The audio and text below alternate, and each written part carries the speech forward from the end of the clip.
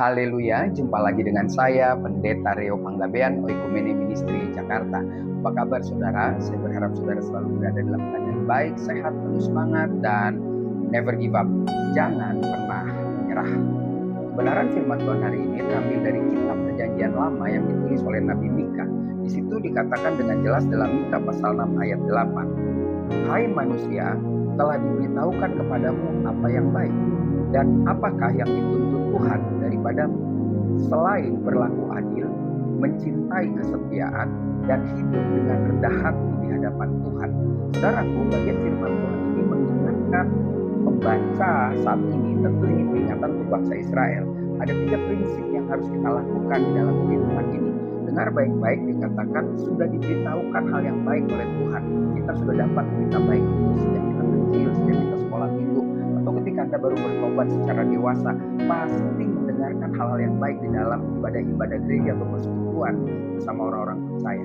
Nah, 3 prinsip ini jelas dikatakan yang dituntut Tuhan daripadamu. Waktu itu tentu kepada bangsa Israel yang menduakan Tuhan sehingga mereka sampai di pembuangan. Yang pertama, berlaku adil, saudara. Mari kita adil. Adil itu ukurannya adalah kebenaran firman Tuhan. Adil itu tidak ke kiri ke kanan, seimbang, tidak merugikan salah satu pihak, dan tidak merugikan salah satu pihak itu berarti keputusannya harus kebenaran yang tidak bisa digoyang.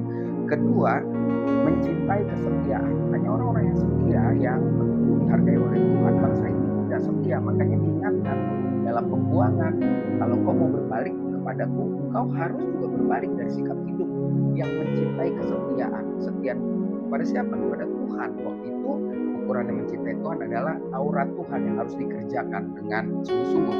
Dan yang terakhir dikatakan hidup dengan rendah hati. Setiap hidup saudara dan saya harus diisi dengan kehidupan yang berbeda dengan orang dunia.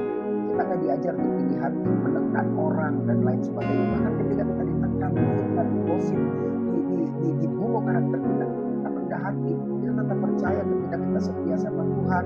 Di sini jelas ketika kita berlaku adil, maka Tuhan akan berperang ganti kita. Dia akan menjadi pembela bagi kita.